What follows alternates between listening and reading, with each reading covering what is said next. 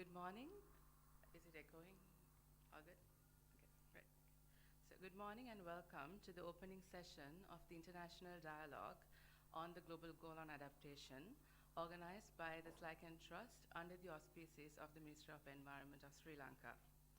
On behalf of the organizers, I would like to humbly welcome the Secretary to the Ministry of Environment, Dr. Anil Jasinghe, distinguished members of the diplomatic community, UN agencies, foreign delegates and negotiators who are present here in Sri Lanka for the event, government officials and invitees. We are grateful for your presence here today and for joining the international dialogue, which is aimed at generating collective engagement for driving convergence in the work related to the global goal on adaptation under the Paris Agreement.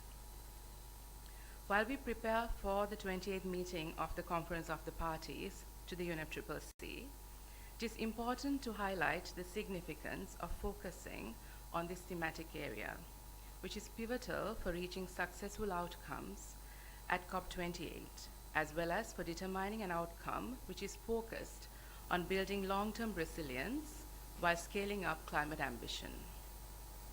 The negotiations under the Global Goal on Adaptation present an opportunity for countries to enhance the work on adaptation at local, national, and global level, better structure adaptation efforts in a holistic and comprehensive manner, and mobilize adaptation finance and other means of implementation which is needed for ambitious efforts.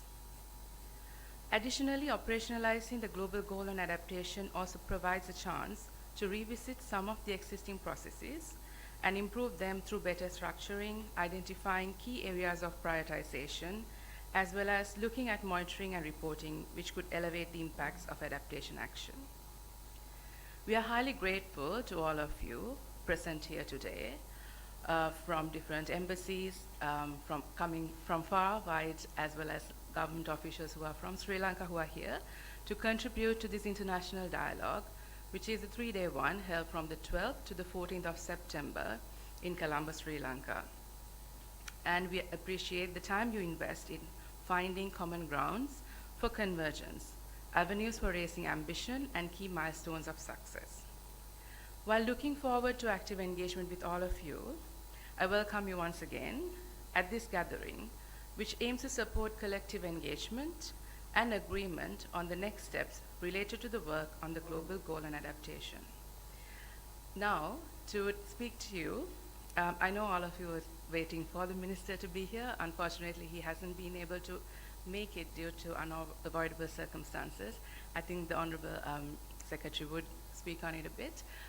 But I will now invite our guest of honor today, the Secretary to the Ministry of Environment, Dr. Anil Jasinghe, to address you. Please.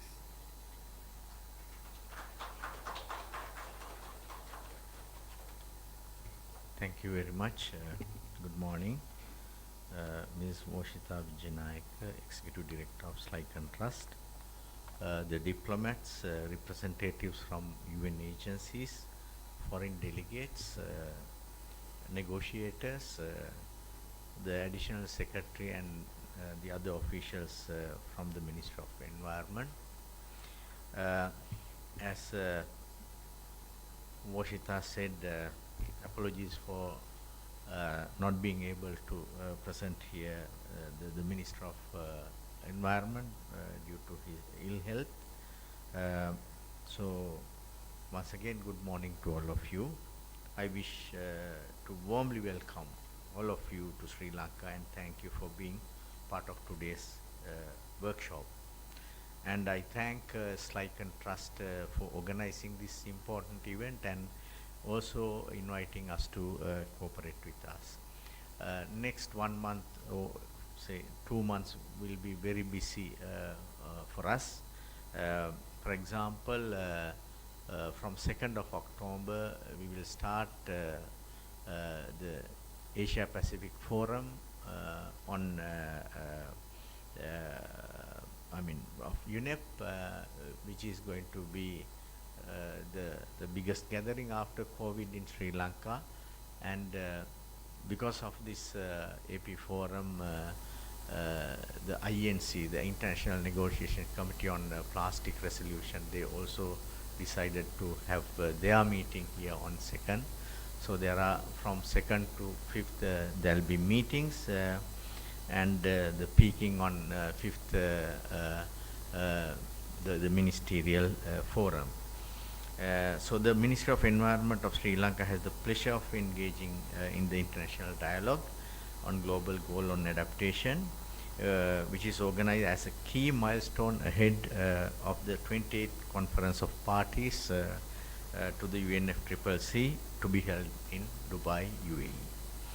Sri Lanka considers the work related to Glasgow Sharm el Sheikh work program on the global goal on adaptation as one of the key thematic areas to focus for all in ensuring that global adaptation action is scaled up.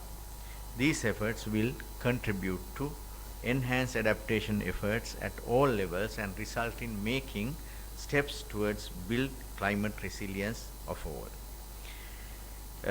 At COP26 in Glasgow, the Glasgow Sharm el Sheikh work program was decided on, and on 2-year program decided on, and with 8 objectives and 8 international conferences. So I am sure this international conference would certainly support this development. As you are aware, Sri Lanka is a developing country which experiences several climate impacts. While working towards developing our economy through efforts which are sustainable and climate friendly, we are also faced with climate risks and impacts on our communities and ecosystems. From sea level rise and impacts on our food systems such as floods and droughts to climate related internal migration and displacement, which once again we studied recently. Sri Lanka is faced with multiple adverse impacts which we need to address efficiently as well as effectively through climate justice process. Once again, Slyken Trust has got involved with us in certain studies recently on loss and damage. That report is almost out. This is why Sri Lanka prioritizes climate justice as a key component in our climate action. This includes ensuring that Sri Lanka takes effective measures with regard to our global commitments as well as the need of our people. Inclusive and participatory processes are prioritized. Community resilience building through economic empowerment is explored and implemented through diverse projects and planning processes. Sri Lanka is committed to taking proactive efforts to scale up climate justice as well as global engagement. This includes Climate Justice Forum as well as efforts through national planning which prioritize climate change as a key focus area to be addressed. Sri Lanka is building a pathway for its development which takes into consideration climate change as a pivotal area to be addressed throughout all of these. Climate adaptation is at the core. From ensuring the enabling environment is set up to facilitate ensuring that implementation considers. Additionally, Sri Lanka also prioritizes climate literacy and climate education. The international climate objective of contributing to the progress which will result in more ambitious output. Sri Lanka finds the inclusion and integration of aspects of related to climate justice, inclusion and participation including youth and communities as a focus, as well as evidence-driven approaches as key aspects to driving success of the GGA outcomes. I reiterate Sri Lanka's commitment to achieving success in the work related to global goal on adaptation. I hope this gathering will form an opportunity for building convergence and collective position building which will help in supporting the work forward towards a successful outcome of COP28 of the UNFCCC. I wish deliberations to be success. Thank you.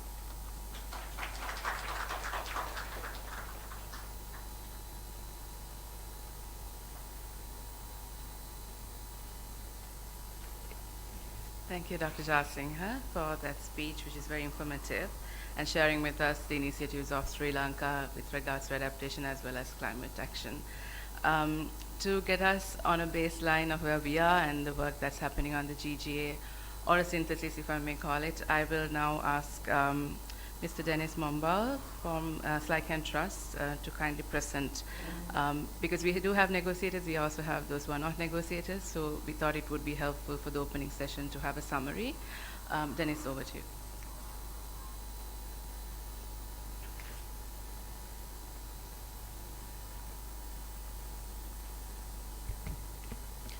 Yeah, thank you very much.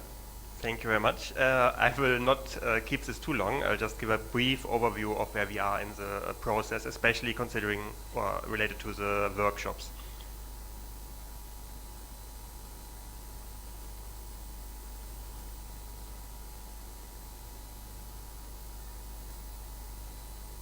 Okay.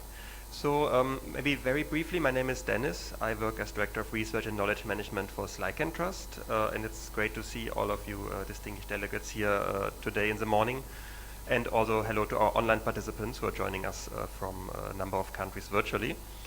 So Slyken Trust, very briefly to introduce, is a non-profit think tank. We work on climate change, specifically adaptation, resilience building, loss and damage, and a number of thematic areas related to this. And we do work in Asia, in Africa, and also on the global level. Our main office is here in Sri Lanka, but we do have a regional office in Africa, and we have an office in Germany and Europe as well. And as a think tank, most of our activities are focused on research, on policy analysis, and on trying to make research findings actionable and bring them into the national processes, but also into the global processes, specifically the UNFCCC process. And I want to give a very brief introduction to the Global Goal on Adaptation. I'm sure you're all well aware of what it is, but basically we are looking at something that was established under the Paris Agreement, Article 7, as an aspirational goal, a kind of a counterpart to the overall mitigation goal, or the temperature goal. And there are different ways this has been, we are trying now to flesh this out and operationalize the Global Goal on Adaptation. And as Honorable Secretary mentioned, one of the key things on that is at the moment the Glasgow Sharm el-Sheikh work program, which has a series of 8 workshops, 7 of which have already taken place. So there's only 1 workshop left under this. And I will go briefly through the timeline of from the Paris Agreement to now, what has happened and what was discussed so far. So yeah, basically we started COP21 in 2015 in Paris, where the Paris Agreement was decided on, and where Article 7 established a global goal on adaptation. And then I'm jumping forward to 2019 at COP25 in Spain, when basically the first efforts were then taken towards really operationalizing it by requesting the Adaptation Committee to do a report on approaches to reviewing progress towards the GGA. And at COP26, then the Glasgow Sharm el-Sheikh work program was launched in Glasgow. And again, this is aimed at 2 years, 2022 and 2023, 8 workshops, and culminating in a decision at COP28. And basically aiming to conceptualize and characterize what the GGA is supposed to be by creating a framework and by operationalizing it in a way that there can be a decision at COP28 that brings us forward towards stronger adaptation ambition, also towards mobilizing the necessary means of implementation for adaptation, and to linking it to processes like the global stocktake. And this is a technical paper by the Adaptation Committee, which provides an overview of the existing literature and the existing review systems and approaches for measuring adaptation progress and for identifying some of the recurring themes and overarching considerations. So this is all, I'm going briefly through that. Now we're starting with the actual workshop series with 2022, the first GLAS workshop, And as you probably know, there was even an event before that in Maldives as a kind of pre-workshop, which really launched that process. So the first workshop took place in Bonn and tried to get a rough understanding of what the GGA can be, how to measure progress towards it, and what could be potential principles, components, scale, thresholds, characteristics, linkages to other processes like the GST, but also other processes like the reporting processes under the UNFCCC and things like the SDGs, the Sendai framework, the Global Biodiversity Framework, and what's the work of the IPCC, and also potential methods and approaches to measuring adaptation or assessing adaptation.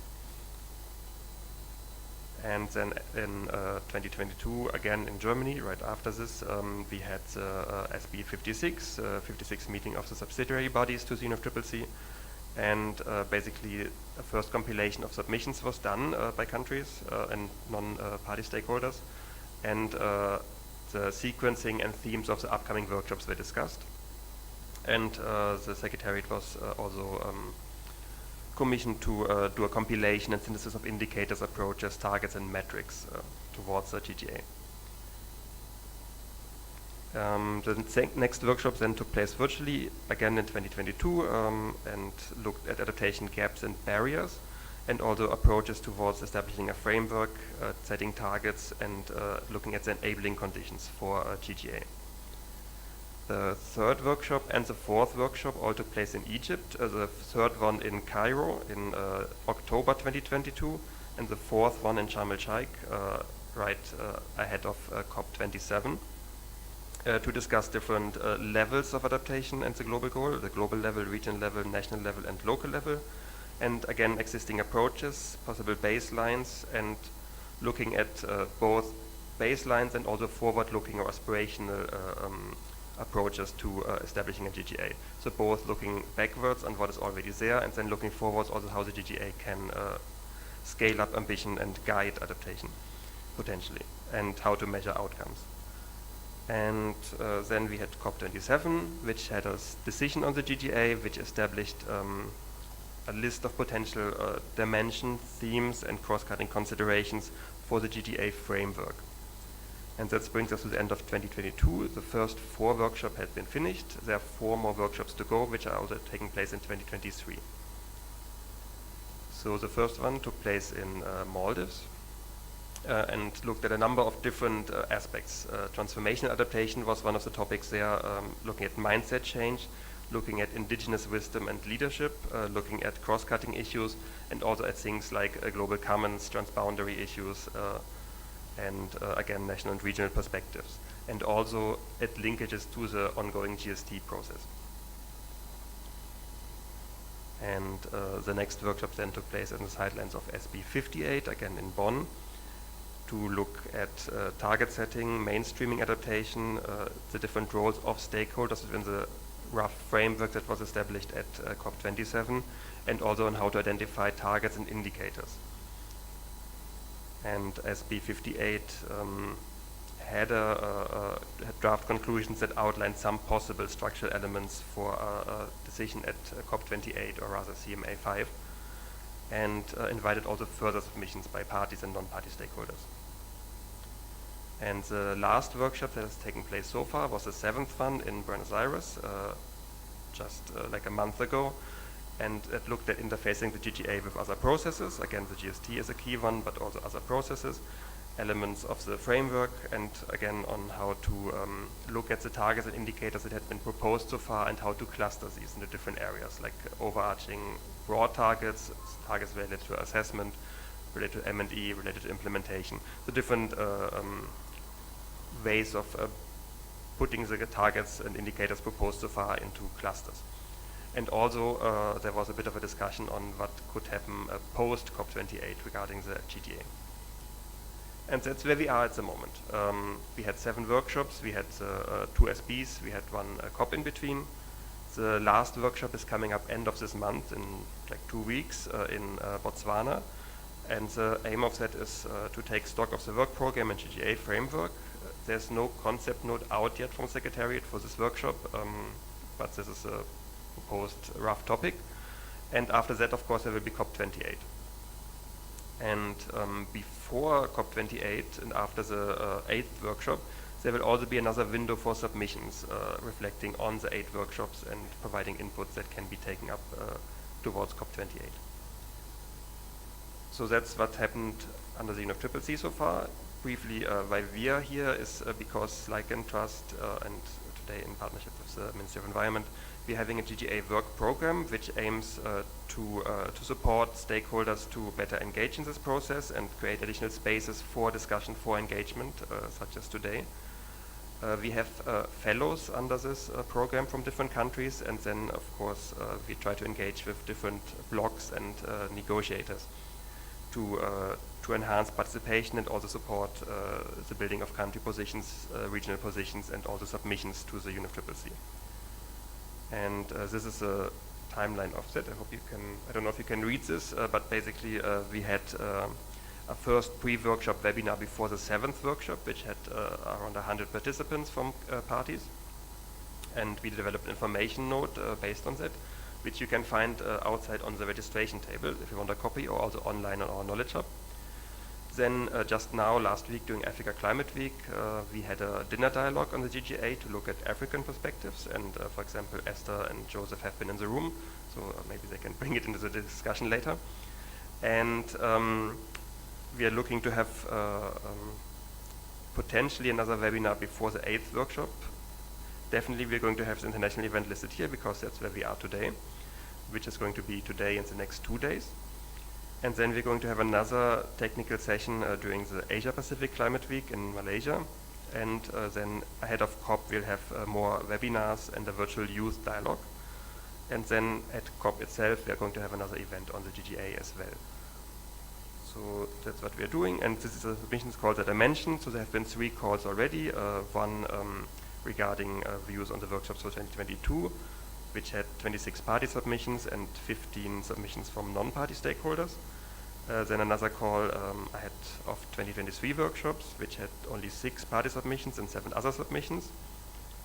And then the last call for additional views on the 2023 workshops, which was basically closed just now because it's 3 weeks ahead of the 8th workshop.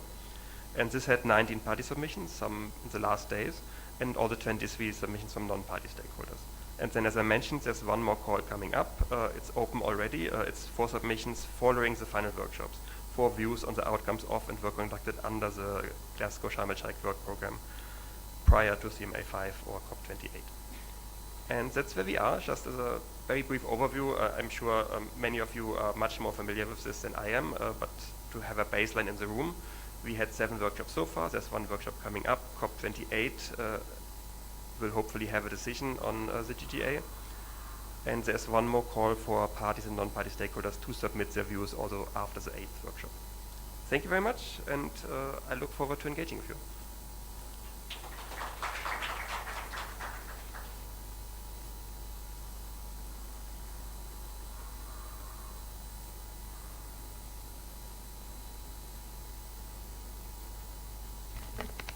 Thank you, Dennis, for the overview. And now it's the open dialogue and input session, where I would request any inputs from all the participants here today.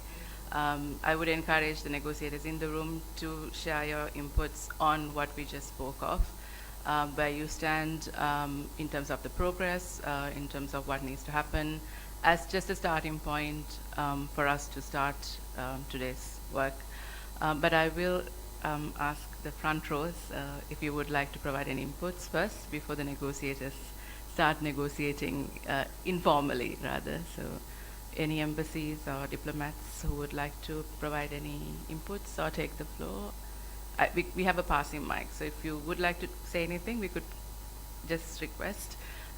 If not, it's open. Would you like to take the floor? Yes. Could we pass the mic, please? And also, please introduce yourself. Thank you. Thank you very much, and good morning to everybody. My name is Christian Skoog. I'm the representative of UNICEF in Sri Lanka. I will say a few things about children. I don't know to what extent this has been taken into account already, but Children across the world, and Sri Lanka is no exception, have climate change and fears about climate change as a top priority. It's always ranked in the top 3 of their concerns.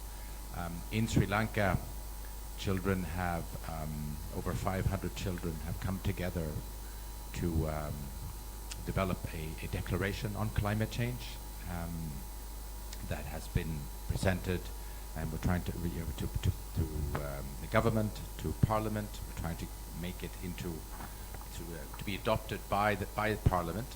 And what we see across the world, and I think this is the same in Sri Lanka, same in our homes. Children are excellent agents of change. My children come home almost every day from school and tell me what I should do, what I should not do, what they've learned in school, and insisting that we take on board important guidance that they've received in school. We can sometimes discuss it, but they are insisting. So they're very good agents of change, and many times this is about energy consumption. It's about changing our behaviors, what we eat, how we do things, and as we know, children are adaptable. They are excellent. They're more adaptable than we are as adults. So having children lead, or having child-driven adaptation programs, initiatives, is extremely important because, as I said, they are adaptable themselves. So that's sort of our call in general. It's excellent to see youth participating in several of these consultations as well. I saw there was a virtual youth consultation or dialogue coming up in Malaysia. So that's just something that we want to insist that youth and children be consulted, be included in these discussions, and that we try to have a child focus when we talk about adaptation.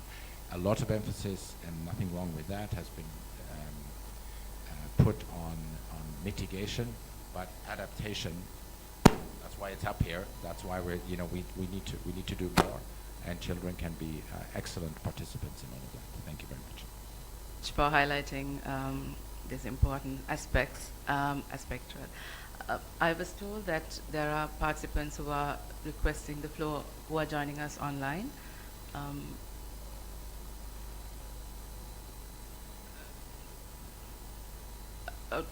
Can you tell me right now, do you need the floor, or just coordinating on the technical aspects? Because we have about 50 to 60 people who are registered, negotiators who have registered to join as well. So we're trying to give equal opportunity for those who are not in the room as well. While that is sorted, just flag to me once that's ready. It's good? Okay. So shall we have the person from...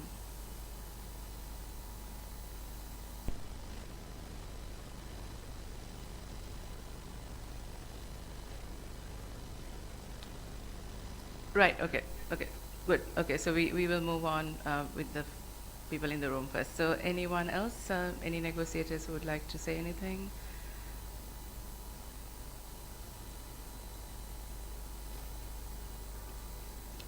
I'm looking at faces because I know who will speak if it was the negotiations. Yeah, I'm looking at you straight, to be honest.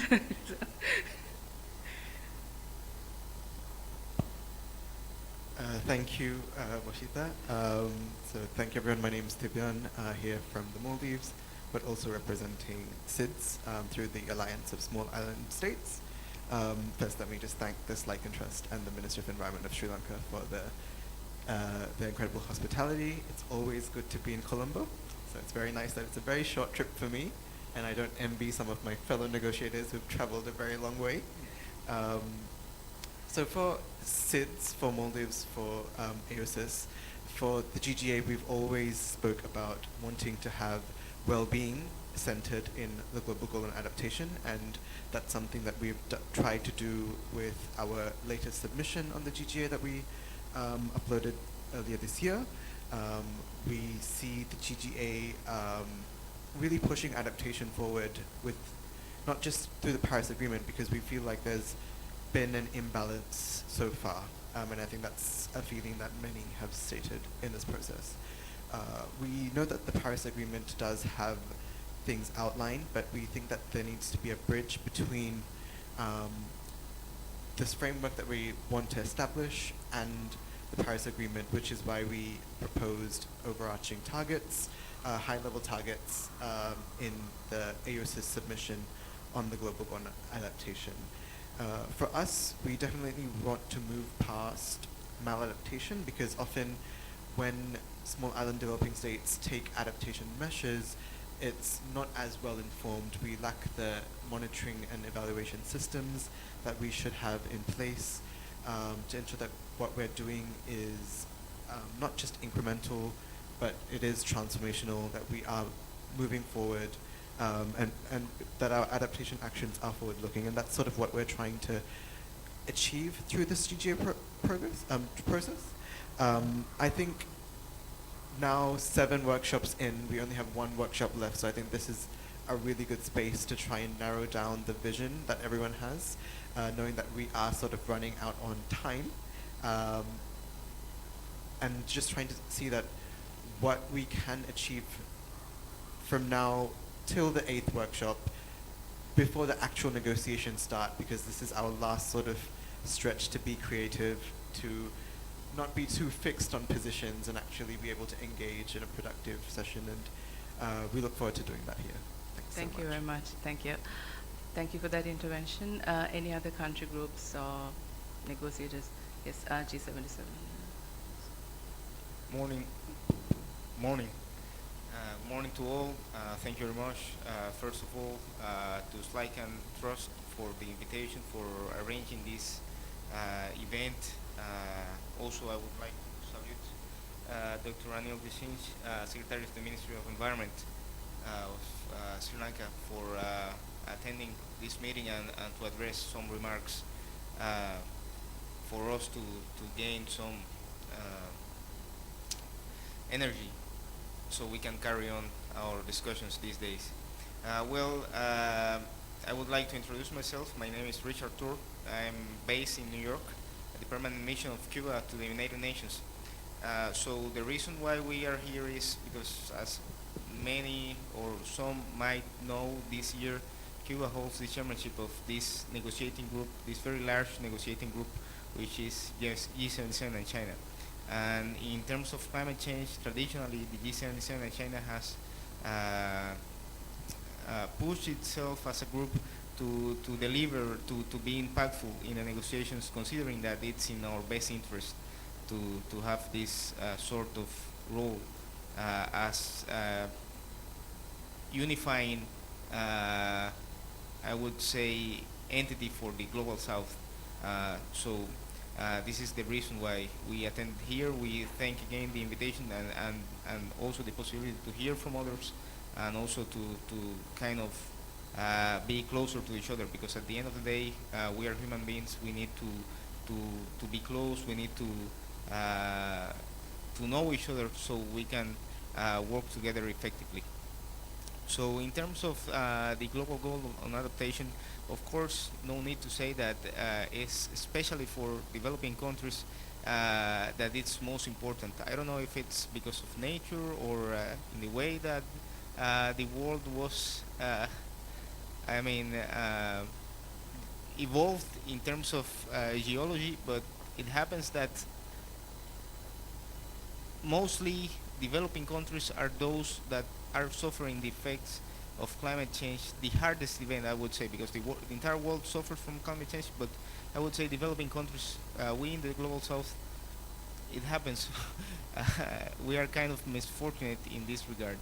So it's good, it was something important to have in the Paris Agreement, this idea of a global goal on adaptation to signify the importance of this area, but the truth is we still need to know what we want to seek with this global goal on adaptation.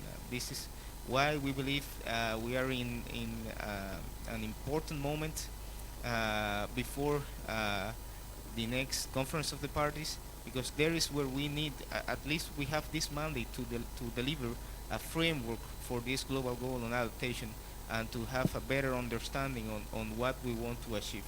Of course, I would say it is in the best interest of developing countries to have our ideas there, because if we want to address this matter, we need to present ideas. We need to collectively come together and be decisive.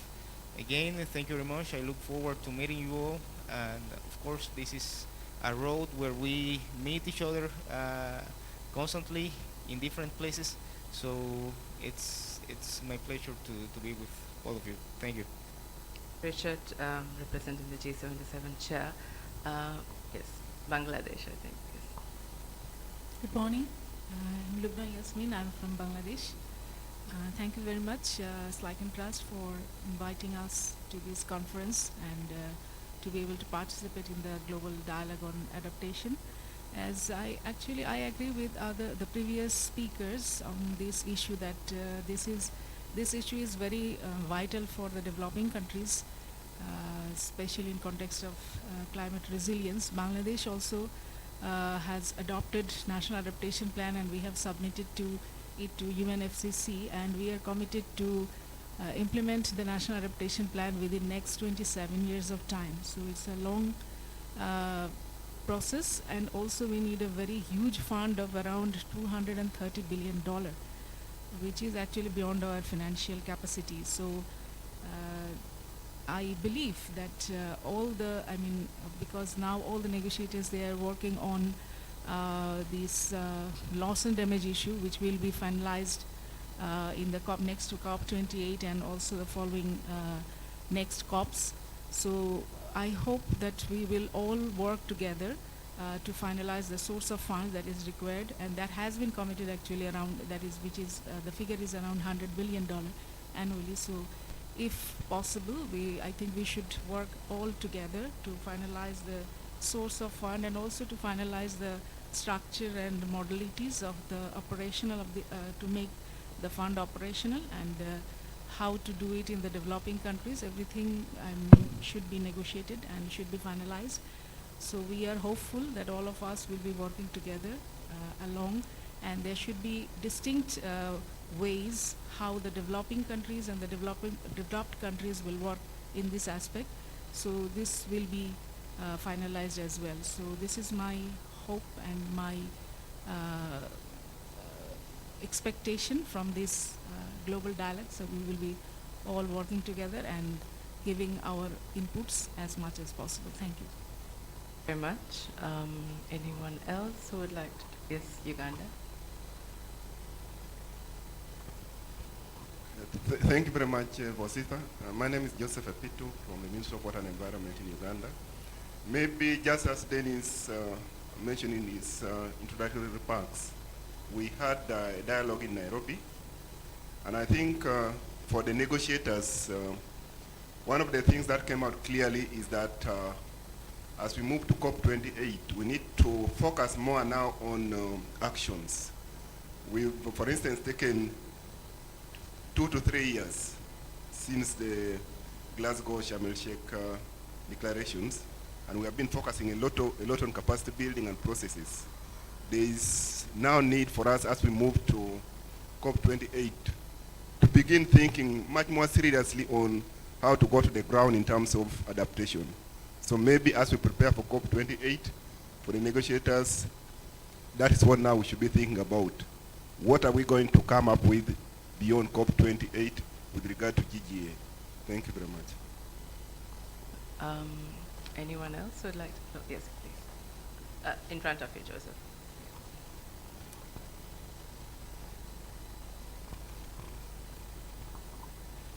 Thank you very much. Good morning, everyone. This is Gladys Santis. I come from Chile. First, I would like to say thank to the government of Sri Lanka and Slyken Trust and everyone who made this dialogue possible on behalf of Chile, and also ILAC, the group that I represent today with Panama beside me. So thank you very much for this opportunity. I would like to give a very general message, because then we will go into detail, I hope, with the rest of the negotiations. But just to give a message about ambition. we really hope that this is a very, very golden opportunity, to take adaptation to the next level. And the GGA is very important to help us. Let's make the GGA not something general or something just to a point on our checklist to do, like check. No, we need this GGA to be very ambitious, so to take us to the next level in terms of adaptation to the whole world, that we really, really adapt to climate change and achieve resilience. So let's make this, hopefully, it's difficult. I've been in these negotiations, and it's very difficult. And what we can achieve towards COP28 maybe won't be the best. How do you say, like the optimum, But let's do the best that we can, and then we can keep on working on this beyond COP28. So thank you very much. Thank you very much, Chile, for that intervention.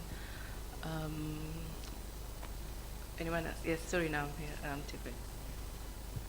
Thank you very much. My name is Tiffany Harafenswai, and I'm from Suriname, and I'm also the G77 and China's coordinator on adaptation. And I just wanted to emphasize what my previous colleagues have already mentioned, that this is a very important topic for us. The GGA, the Global Goal on Adaptation, is a very important for the developing countries, and we're really thankful for the SLICON Trust to also create this dialogue for us, so we can come together and actually vocalize how we see the global goal on adaptation, and also how we want to see the framework, and how the further work that needs to be done with regards to adaptation, and how we see that as well, because coming together and talking about these important things, so we can make a little bit more progress on the same goal that I think we all have with regards to adaptation. And just to highlight that we want to see, of course, a framework established of the GGA established at COP28 with targets. How we see it, we can discuss in further detail, of course, here.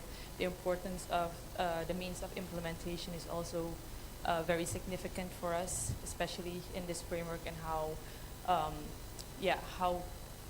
we can mobilize that as well. And of course, the further work. We know that this work program is ending this year, and how do we see the work continuing with regards to adaptation?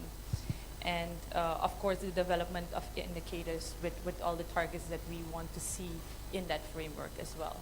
And that's all that I wanted to mention, and I want to thank you again for bringing us all together and having this important dialogue. Thank you very much.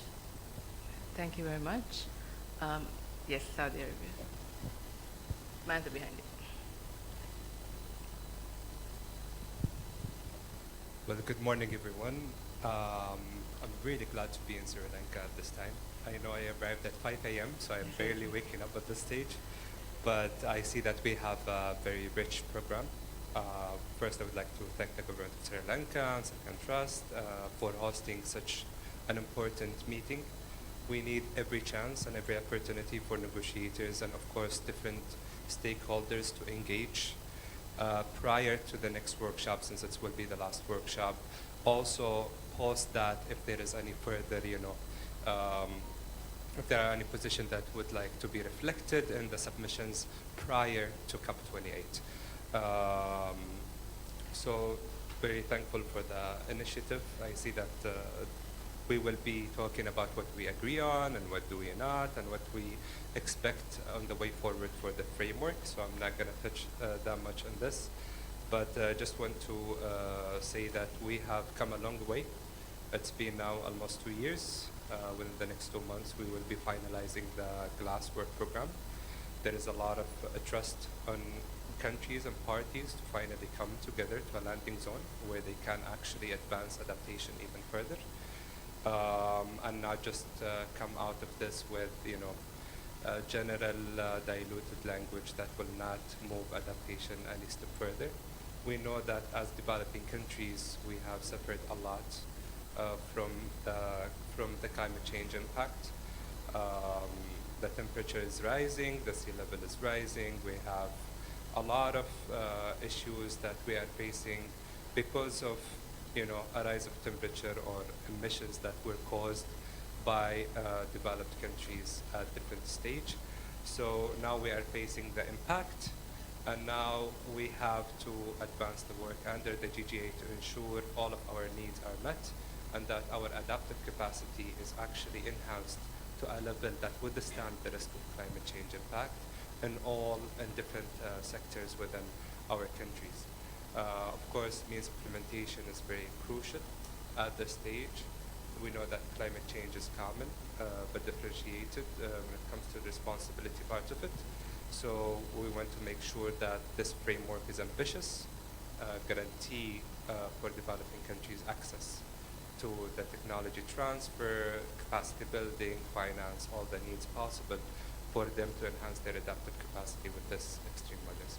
We can go more into the positions and discuss them even further when it comes to the framework and the elements of it, but later in the day.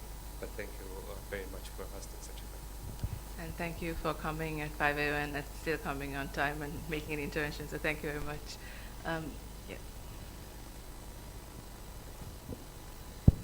Good morning. The name is Gerard Rubello, Deputy Country Director of the World Food Program. Thanks for having us here.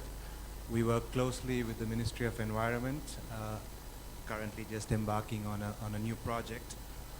But for this forum, needless to say, food security and climate are very, very interconnected, and our focus is on adaptation. We do a lot of work on DRR as well, but in terms of adaptation, our focus is on communities, looking at resilience building and livelihoods. And look, currently, like I said, the project is looking at last mile climate services, climate smart agriculture, seasonal livelihood programming. So for us, having these frameworks on the global goals on adaptation would really set a clear, path forward that we as enablers supporting various government entities, have a roadmap. So thank you. Thank you very much. Anyone else? I'm looking at Gabriel. Would you like to say anything for LDCs or Senegal? If not, anyone else would like to take the floor? I can ask because we're not co-facilitating today, so can ask if you have anything to say. If not, just checking the time. I think we might be slightly ahead of time, but yeah, almost there. So we have about 5 more minutes if anyone would like to make an intervention for this dialogue and input session. Any comments from the government of Sri Lanka? Would you like to have any inputs before we move to the networking afterward? Dr. Jathan, we would, yeah.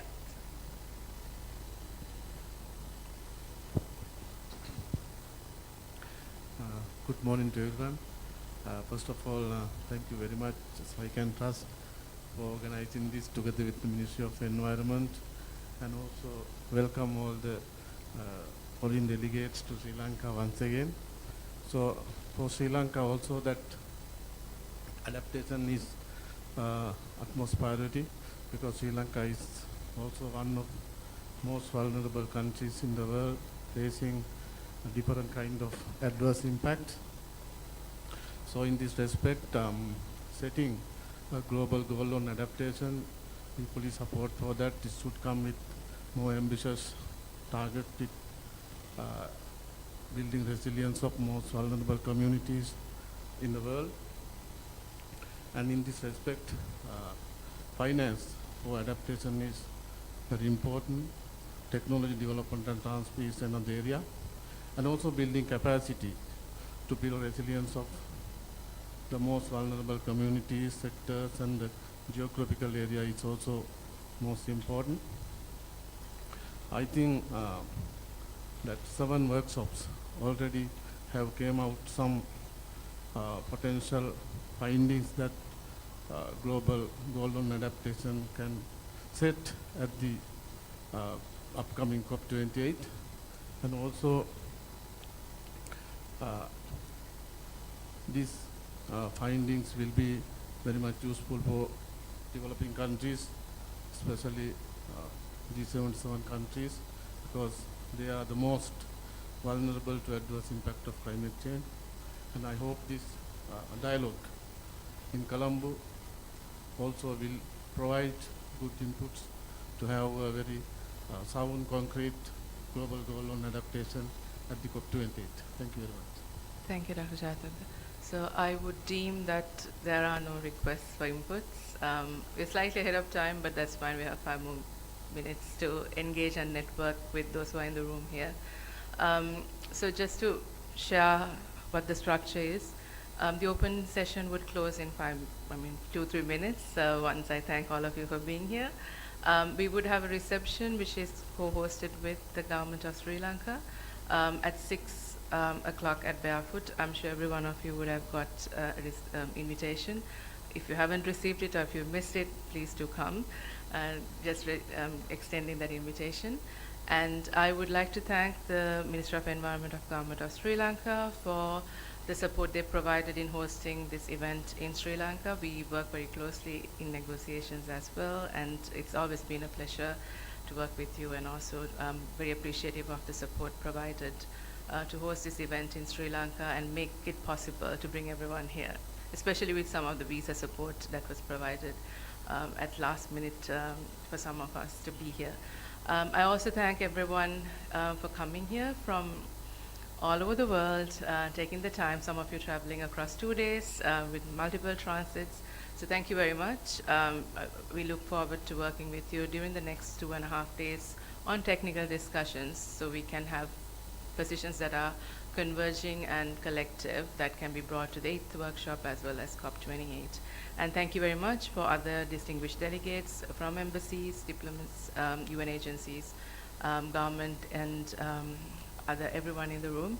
If I missed anyone, kindly apologize for that, but I think I included everyone, all the multiple stakeholders in the room. So thank you very much, and please do head to the room in front. We have food and drinks, and do network, and maybe you could engage one-on-one, because we had 5 speakers from countries, but we have more or less 20 in the room who are negotiators, who would be very happy to engage with you as well. So thank you very much.